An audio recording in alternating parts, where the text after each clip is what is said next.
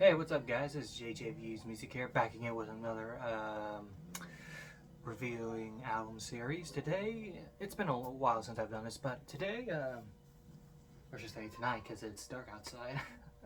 But tonight we are gonna review Waylon Jennings.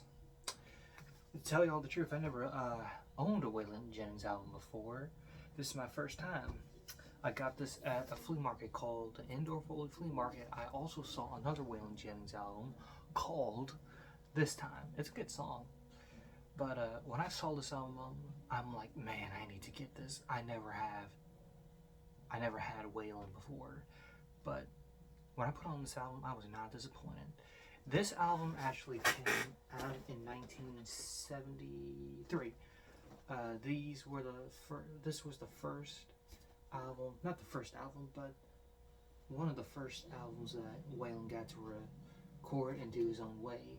Because, like, when he first came to Nashville in the 1960s, they were doing the Nashville sound, because basically country back in the 50s was still like hillbilly and stuff. And when they decided to do the Nashville sound to compete with rock and roll, they all just went to pop.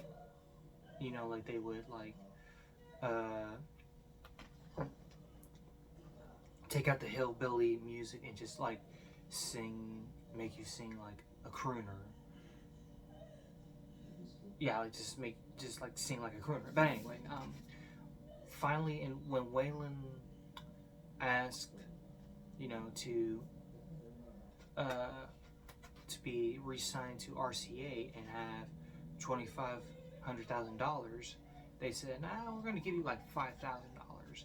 He went to Chet Atkins. They were in a meeting, and finally Waylon got his wish to, do his career his own way. But this is a good album. I would probably rate it out of 10 out of 10. Waylon's voice it's really good.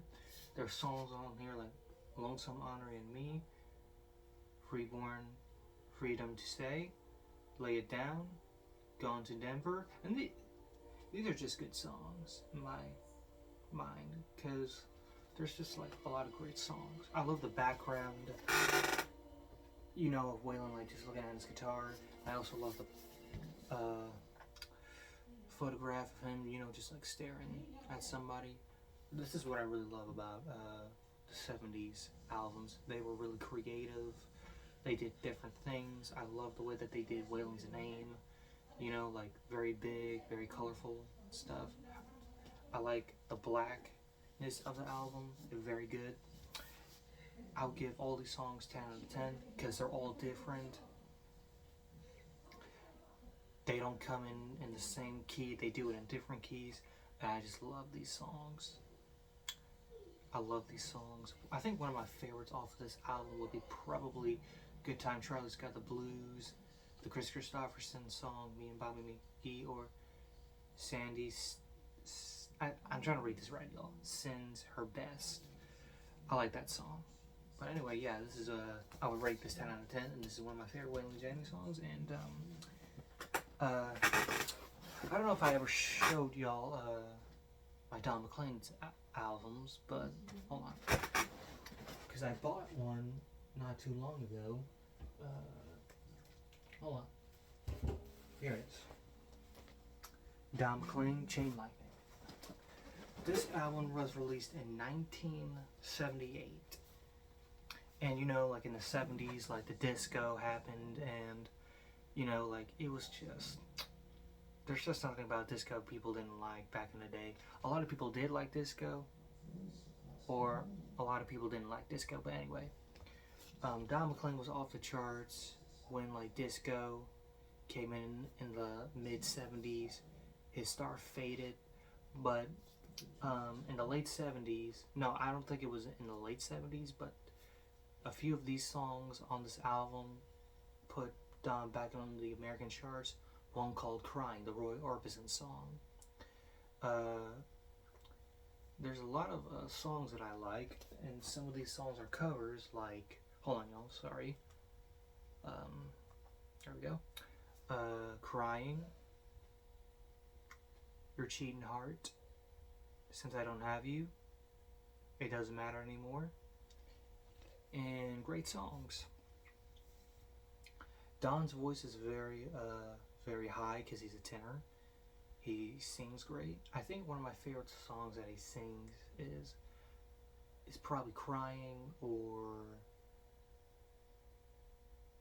It Doesn't Matter Anymore. That's the, oh man, I'm trying to remember that. Where the singer, Paul Anka, but that's actually Buddy Holly's song. Paul Anka wrote it, but Buddy Holly sang it. So that's the actual last Buddy Holly song. If y'all are wondering who Buddy Holly is, look him up. He's a great artist. But sadly, he died in 1959, February the 3rd, in a plane crash in Clear Lake, Iowa. And Mr. Don McLean was influenced by him. I also love this cover of, you know, Don's just like staring right at you in your soul. And on the back, he's just laughing. I like Chain Lightning. It's a good song. It's really good. I think it was on Mercury, if I'm reading that correct. No, but this is a good album. I would rate this 10 out of 10. I think a lot of people think like the 70s. No, hold on. Restart that. I think this is why a lot of people liked the 70s music, because it was very good. It was fresh off the back of the 60s, you know, from the hippie movement and the rock and roll era. You know, like singing drugs, getting high, making love, to poets like Don McLean, Cat Stevens, James Taylor, and Arlo Guthrie. All these guys were just great of the 70s, but 10 out of 10 on this album. And I also have the American Pie album and Believers. When I go back to Indoor Foley Flea Market, guys, there's another album that I'm hoping to get, if I can find that. It's called Tapestry. It's basically like, I don't know if the whole album is, but I think it's just like a monumental album. I don't think I said that correctly, but it's an environmental song. It's a good song. I recommend listening to it. It just starts off with Don like that and stuff, but you know. So I hope you all enjoyed this video. Please like, share, follow.